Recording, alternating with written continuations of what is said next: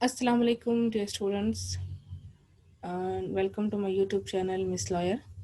कानूनी शहादत ऑर्डर 1984 में डैंग डिक्लेरेशन का हम फर्स्ट पार्ट पढ़ चुके थे। आज हम इसका सेकंड पार्ट पढ़ेंगे और जानेंगे इंटरेस्टिंग क्वेश्चंस के आंसर। जैसा कि डैंग डिक्लेरेशन क्यों एडमिसिबल है, ये कब इनएडमिसिबल है और किसके खिलाफ ये एडमिसिबल है, इसकी एविडेंट्री वैल्यू क्या है, कौन कौन से जो शख्स हैं वो डैंग डिक्लेरेशन को रिकॉर्ड कर सकते हैं, बर्डन ऑफ प्रूफ किस पर होगा, क्या एफआईआर को ट्रीट किया जा सकता है एज अ डैंग डिक्लेरेशन, और कुछ क्राइटेरिया हैं जो डिटरमाइन करेंगे जेन्युइननेस ऑफ डैंग डिक्लेरेशन। तो चलें शुरू करते हैं अपने फर्स्ट पॉइंट से। Why dying declaration is admissible, कानून में ये एडमिसिबल क्यों माना गया है, इसे क्यों तस्लीम किया गया है। देखिए, जनरल प्रिजम्पशंस जो कानून हमारा कहता है वो, और इसके अलावा मॉरल वैल्यूज भी यही कहती हैं कि जो बंदा डेथ बेड पर होगा वो झूठ नहीं बोल रहा होगा। तो ये प्रिज्यूम किया गया है कि जो बंदा डेथ बेड पर है वो झूठ नहीं बोलेगा, ठीक है। उसकी जो स्टेटमेंट है उसको रिलायबिलिटी दी गई है, उसको एडमिसिबल माना गया है लॉ में।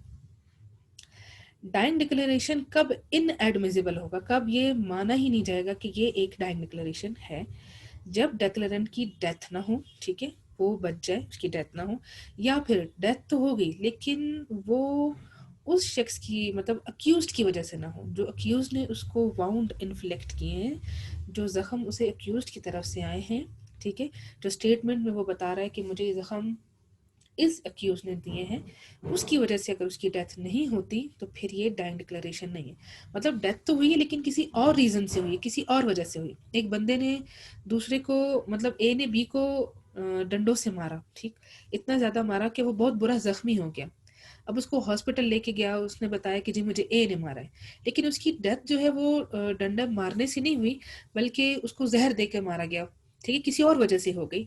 तब जो है फिर ये डाइंग डिक्लेरेशन, उसका स्टेटमेंट जो है वो नहीं एडमिसिबल होगा, क्योंकि उसकी मौत किसी और वजह से हुई है, उस वजह से नहीं हुई कि वो स्टेटमेंट बता रहा है जी मुझे ए ने मारा है। इसलिए अगेंस्ट हुम डाइंग डिक्लेरेशन इज एडमिसिबल, देखिए ये एक केस ला है जिसका रेफरेंस मैंने दिया है। इसके हिसाब से डाइंग डिक्लेरेशन किसके खिलाफ एडमिसिबल है, उस शख्स के खिलाफ जो वजह बना किसी की मौत की, और साथ ही साथ उस शख्स के खिलाफ भी ये एडमिसिबल है जिसने उसको पार्टिसिपेट किया है क्राइम के अंदर, ठीक है, साथ दिया है किसी मुजरिम का। एक बंदा गोली मार रहा है तो दूसरा उसको प्रोवाइड कर रहा है कि ये लो पिस्टल मेरा और उसको मार दो, या वो डंडे से मारा तो दूसरा उसको डंडा ला के दे रहा है। तो इन दोनों के खिलाफ ये डाइंग डिक्लेरेशन जो होगा वो एडमिसिबल होगा, वो शख्स जो वजह बन रहा है मारने की, और दूसरा वो जो उसको साथ दे रहा है।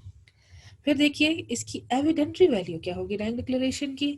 अगर कोर्ट सेटिस्फाई हो जाए कि ये जो डाइंग डिक्लेरेशन है ये वॉलंटरली दिया गया है, मर्जी से दिया गया है, ठीक है, तो फिर कोर्ट जो है इसको एक्सेप्ट कर लेगी, कॉर्पोरेशन की जरूरत इसमें नहीं होगी। लेकिन अगर कोर्ट को जरा सा भी लगे कि इसके अंदर कंट्रोवर्सी आ रही है और तो फिर कन्विक्शन इसके बेस पर नहीं होगी। अगर कंट्रोवर्सी आ रही, अगर कंट्रोवर्सी नहीं आ रही और कोर्ट सेटिस्फाई जी ये स्टेटमेंट जो इसने दिया है बिल्कुल ठीक दिया है, तो ये एडमिसिबल इन लॉ होगा।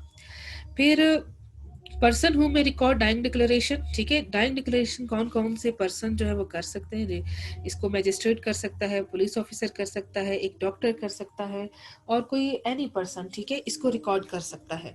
लेकिन मैजिस्ट्रेट के रिकॉर्ड करने की वैल्यू ज़रा ज़्यादा है, ठीक है, और जो पुलिस वाला डॉक्टर या फिर कोई एक आम आदमी करता है उसकी वैल्यू ज़रा कम हो जाती है, जैसे कि मैजिस्ट्रेट रिकॉर्ड करे इसको।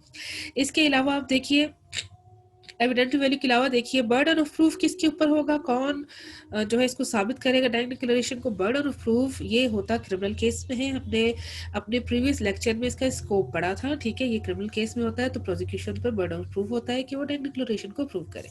नंबर 7 पे देखिए can FIR be treated as dying declaration, तो देखिए जो एफआईआर का सेक्शन है 154 वो कहता है कि ये एक फर्स्ट इंफॉर्मेशन रिपोर्ट है, क्रिमिनल प्रोसीजर कोड 1898 के हवाले से एक फर्स्ट इंफॉर्मेशन रिपोर्ट है जो कि कोई भी शख्स लॉन्च करवा सकता है अगर कोई कोग्निजेबल ऑफेंस हुआ है, ठीक है।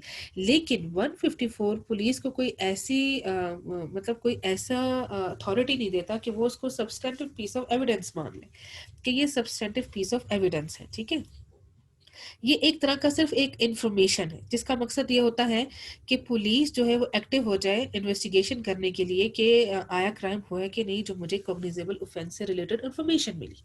तो बेसिकली ये एक इन्फॉर्मेशन है जिसके जिसके बाद जो लॉ एजेंसीज हैं वो एक्टिव हो जाती हैं इन्वेस्टिगेशन करने के लिए।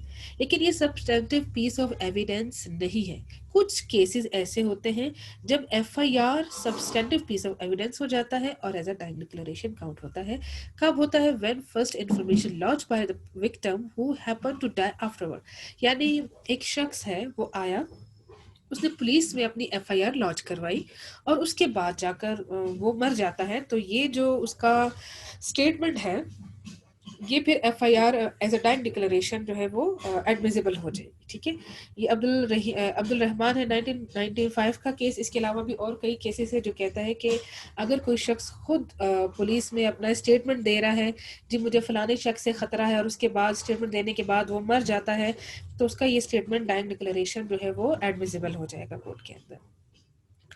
नेक्स्ट देखिए, क्राइटेरिया है कुछ डिटरमाइनिंग कि ये जेन्युइननेस ऑफ डाइंग डिक्लेरेशन की डाइंग डिक्लेरेशन है भी या नहीं। जी कुछ फैक्टर देखने होंगे कि जी जो मेकर है उसकी मेंटल कैपेसिटी क्या थी। ठीक है। वो जो है उसका वो साउंड माइंड था। वो जो कानून शहादत ऑर्डर 1984 ने आर्टिकल 3 में बताया है कि ये बंदे जो हैं कम्पिटेंट है अपनी टेस्टिमनी देने के लिए, तो उसके हिसाब से वो कैपेबल है या कैपेसिटी उसकी है कि नहीं है। इसके अलावा उसके पास इतनी अपॉर्चुनिटी थी कि वो रिकॉग्नाइज कर सकता है कि ये बंदा जो मुझे मार रहा है, ठीक है, कोई दूर से बंदा अगर किसी ने छुप के मारा है, उसको नजर नहीं आया, तो फिर तो उसके पास अपॉर्चुनिटी ना हुई ना। उसने करीब से उसको देखा है कि उसने उसको मारा है। ठीक है। और वो कोई मिस्टेक तो नहीं कर रहा पहचानने में कि ये बंदा नहीं वो बंदा था। ठीक है। ऐसी कोई मिस्टेक तो नहीं कर रहा। और इसके अलावा जो विटनेस है जिसने डाइंग डिक्लेरेशन स्टेटमेंट एक डेक्लेरेंट पर्सन से सुना है, जो शख्स मर रहा है वो अपनी डाइंग डिक्लेरेशन दे रहा है, मरता हुआ शख्स, और दूसरा उसको सुन रहा है, क्या उसने उसको केयरफुली सुना? और जिसने सुना है क्या वो उसका एविडेंस जो है कोर्ट उस पर रिलाई कर सकती है कि ये बंदा जो बता रहा है ये सच है कि नहीं? हो सकता है बताने वाला शख्स ही झूठा हो। ठीक है। तो कोर्ट उसको भी देखेगी कि कौन सा बंदा बात बता रहा है। ठीक है। तो ये सब देखा जाएगा। आप कमेंट्स में अपने क्वेश्चंस या फिर अपनी राय शेयर कर सकते हैं। आज के लिए इतना ही।